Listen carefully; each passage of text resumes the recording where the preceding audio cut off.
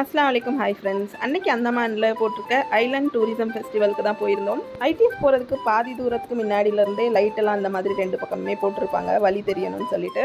அங்கே போயிட்டு பார்க்கிங்க்கு இடம் இல்லாமல் கொஞ்சம் முன்னாடியே வண்டியை நிப்பாட்டிட்டு நடந்து தான் போயிருந்தோம். அங்கே போய் பார்த்தோன்னா செம்ம கூட்டமாக இருந்தது.